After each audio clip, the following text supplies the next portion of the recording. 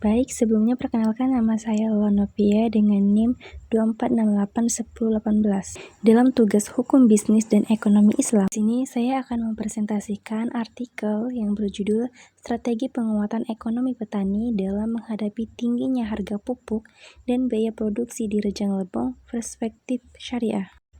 Dengan latar belakang bahwa sektor pertanian merupakan tulang punggung perekonomian masyarakat pedesaan di Indonesia, khususnya di Desa Sampirejo, Kabupaten Rejang Lebong, Provinsi Bengkulu. Cabai menjadi komoditas unggulan petani. Wilayah ini memiliki tanah subur dan ketinggian yang sangat cocok untuk budidaya cabai. Namun, dalam beberapa tahun terakhir, petani cabai menghadapi tantangan yang sangat berat. Nah, harga pupuk baik yang bersubsidi maupun non-subsidi terus mengalami kenaikan signifikan. Biaya produksi secara keseluruhan meningkat karena naiknya harga BBM dan juga harga transportasi. Akibatnya, banyak petani terjebak dalam lingkaran utang kepada tengkulak dengan bunga tinggi, margin keuntungan semakin tipis, bahkan banyak yang mengalami kerugian usaha.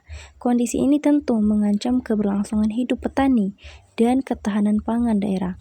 Oleh karena itu, penelitian ini hadir untuk mencari solusi dari perspektif ekonomi syariah yang menaruhkan nilai-nilai keadilan, transparansi, dan juga tolong-menolong. Adapun rumusan masalah dari penelitian ini yang pertama yaitu bagaimana strategi penguatan ekonomi petani cabai di Sampirejo dalam menghadapi tingginya harga pupuk dan biaya produksi dapat dianalisis melalui perspektif syariah. Yang kedua, sejauh mana prinsip-prinsip muamalah seperti muhabahah, masyarakat, salam dapat diintegrasikan dengan kondisi sosial ekonomi petani setempat. Tujuan penelitian yang pertama yaitu menganalisis strategi penguatan ekonomi petani cabai dari perspektif syariah, memberikan rekomendasi praktis yang dapat diterapkan oleh petani, pemerintah daerah, dan lembaga keuangan syariah, dan mengintegrasikan nilai-nilai syariah ke dalam tata kelola pertanian untuk meningkatkan ketahanan ekonomi petani secara berkelanjutan. Adapun metode penelitian yang digunakan dalam artikel ini yaitu menggunakan metode kualitatif deskriptif melalui studi literatur. Penulis mengumpulkan data dari jurnal, laporan resmi Kementerian Pertanian, BPS, Dinas Pertanian Rejang Lebong, serta kitab fikih muamalah dan fatwa DSN MUI. Analisis dilakukan dengan teknik konteks analisis dan sintesis naratif. Adapun landasan teori dari artikel ini yang pertama yaitu larangan riba, yang mana menghindari segala bentuk bunga yang dapat mengeksploitasi petani. Yang kedua yaitu keadilan, yang dimana harus menghindari risiko dan juga keuntungan itu harus dibagi secara adil. Yang ketiga yaitu ta'awun, yaitu dilakukan dengan tolong-menolong, yang dimana semangat gotong royong sebagai model sosial.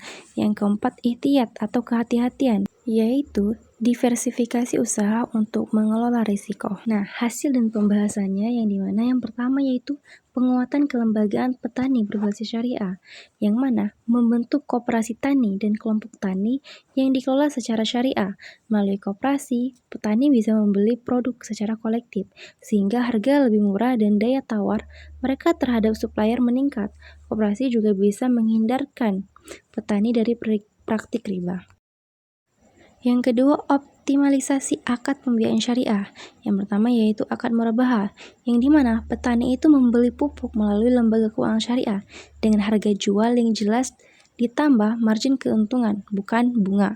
Yang kedua yaitu akad salam, yang dimana petani itu menjual cabai di muka sebelum panen, sehingga mendapatkan modal kerja awal dengan harga yang sudah pasti. Dan juga menggunakan akad musyarakah dan mudharabah, yaitu kerjasama modal antara petani dan lembaga keuangan dengan prinsip bagi hasil.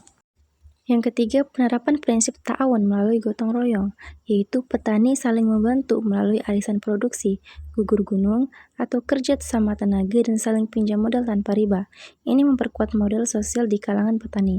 Yang keempat, diversifikasi usaha tani. Tidak hanya mengandalkan cabai, petani disarankan melakukan tumpang sari dengan komoditas lain dan mengembangkan usaha sampingan. Hal ini sejalan dengan prinsip ihtiyat atau kehati-hatian dalam mengelola risiko. Selain itu, penelitian menekankan pentingnya sinergi antara petani, pemerintah daerah, dan lembaga keuangan syariah seperti BMT. Adapun tantangan implementasi, meski strategisnya bagus, ada beberapa tantangan. Yang pertama, literasi keuangan syariah petani masih rendah. Akses lembaga keuangan syariah di pedesaan masih terbatas, dan kebiasaan petani yang sudah terbiasa berhubungan dengan para tengkulak sulit diubah. Yang terakhir yaitu kesimpulan dan juga rekomendasi, yang mana kesimpulan, strategi penguatan ekonomi petani cabai dapat dilakukan melalui 4 pendekatan utama berbasis syariah. Yang pertama, penguatan kelembagaan, optimalisasi akar syariah, penerapan ta'awun, dan diversifikasi usaha.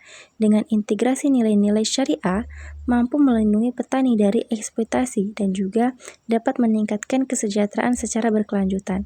Adapun rekomendasi, yang mana pemerintah daerah dan akademisi aktif mensosialisasikan koperasi syariah dan akad-akad muamalah.